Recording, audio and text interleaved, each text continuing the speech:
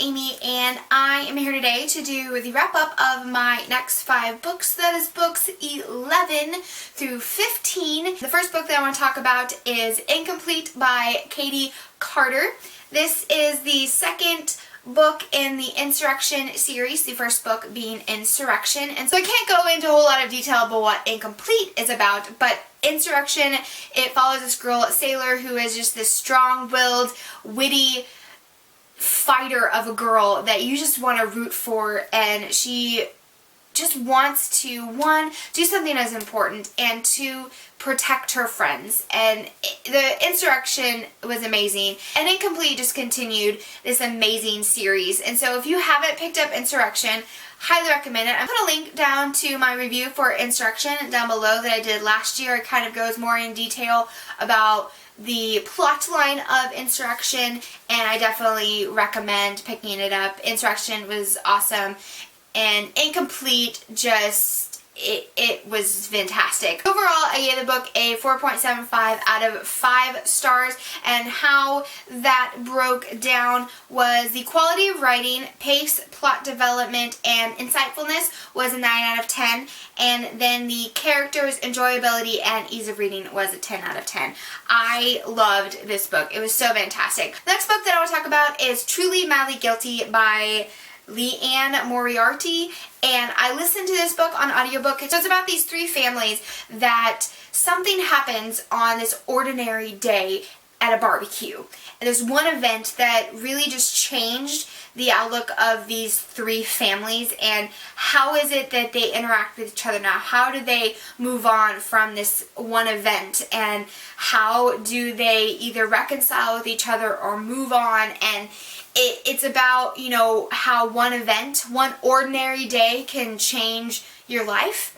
And I really enjoyed the character development. I really enjoyed the first half of the book, because it really built the characters. It really built this, the tension. It really built the suspense, because you're like, what happened on this one day? What could have it been? And you kind of start to think, oh, this is what happened. And then just the last half of the book, because about halfway through you kind of figure out what happened on that one day. And then the last half of the book, I'm just like, can we just be done with this story? Because I don't really care anymore. And the beginning of it, you know, Liane Moriarty, she really has like this flowery, you know, in-depth way she writes. So, you know, a sentence that could be said in 5 words, she says in 50. And so in the beginning, it's really beautiful, and you really are getting into it. And then after a while, it's just like, can you just tell me what you want to say in the shortest way possible? And I was listening to it, which was fun, because it's set in Australia, and, you know, the narrator has an Australian accent, so that's kind of fun. And so, because I was listening to it, though, in these times when I probably would have skimmed over it, because I'm like, I just get to what you're trying to say. Get to what you're trying to say. Spit it out. I would have skimmed. I had to just listen to it. I was like, oh, come on. Come on. And the ending was not necessarily like fully satisfying, but overall I enjoyed the story. I liked the writing, and I probably would pick up another book by this author, but it was a little slow. It was a little slow. So the overall rating I gave it was a 3.25 out of 5 stars, and how that broke down was the pace, plot development, and characters were 6 out of 10. And the characters, they were developed, but I didn't really care about any of them. And so it's just like whatever. So they were still, even though there was development, they were still kind of 2-dimensional characters. And I'm like, I don't really care. I don't really care. Okay. Moving on. And then quality of writing and insightfulness was 7 out of 10, and then enjoyability was 8 out of 10. And I think mainly because I was listening to it, and I just enjoyed listening to an Australian accent for ridiculous amount of hours. I don't even know how long this audiobook was. It was a long audiobook. It was long. It was long. Okay. on to the next book that I want to talk about, The Story Keeper by Lisa Wingate, and this follows Jen Gibbs, who works for a publishing house, and she just started, and one day she walks in and on her desk is this envelope that is from the slush mountain, which you're not supposed to touch. It's like this, you know, kind of like this idol to what publishing used to be, and this manuscript just happens to be on her desk, and she's like, where did this come from? And of course, instead of just being like, well, I'm gonna just put it back, she opens it and reads it, and she just falls in love with the story, and she just has to know what happens in the story, and she has to find out who this author is. And then in search of the author, it just sends her on this journey that takes her back to her childhood, a place where she ran from, a place she never wanted to go back to. I really enjoyed this story. I really didn't know where it was going, and it just had this mystery to it that I really liked, and the pace was done really well, and I really liked an insight into a culture that I didn't know existed that apparently does exist, and I really enjoyed the writing.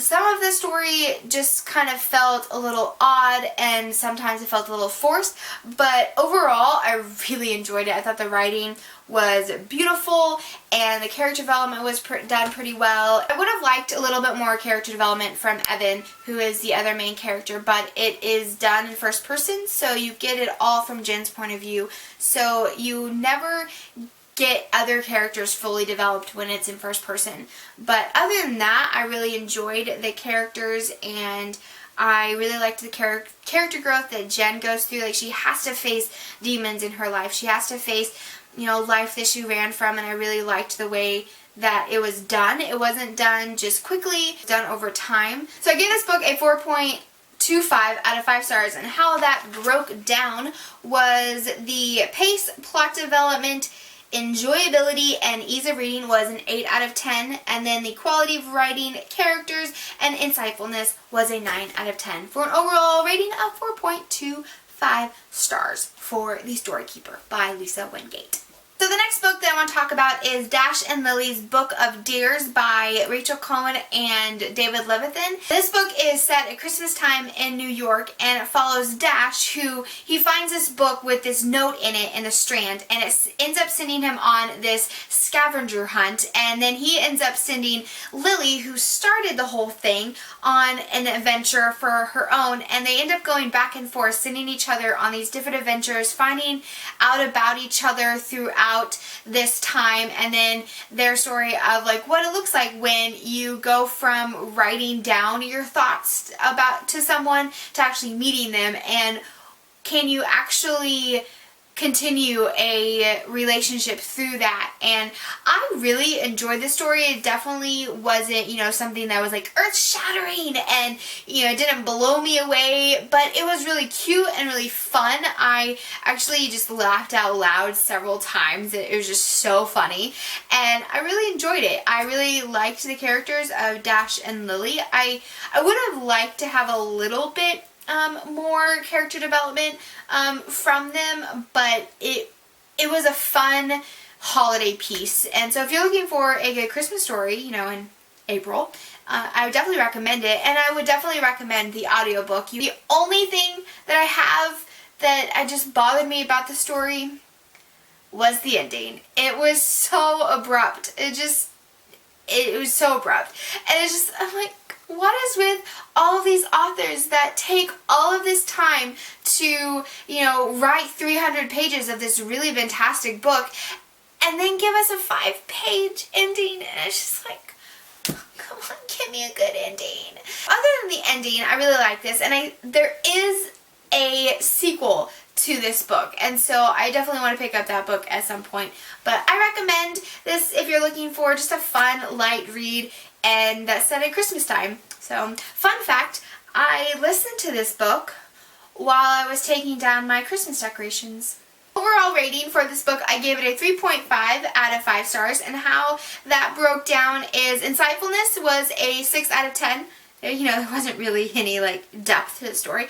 And then you have pace, plot development, and characters were 7 out of 10. Quality of writing was 8 out of 10, and enjoyability was 9 out of 10 for an overall rating of 3.5 out of 5 stars. Last book that I want to talk about is On the Other Side by Carrie Hope Fletcher. This is her debut fictional novel that came out in the middle of last year. And this book I really enjoyed. I am going to have a full review of it soon.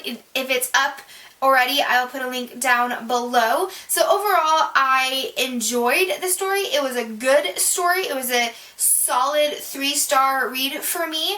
I liked aspects of it. I saw the potential of a great storyteller and a great writer. There are just a lot of aspects that need to be honed in, and there's things that need to be matured, and all that. And so overall, I definitely liked the story. Overall, I gave this book a 3 out of 5 stars, and how that broke down was insightfulness was 5 out of 10.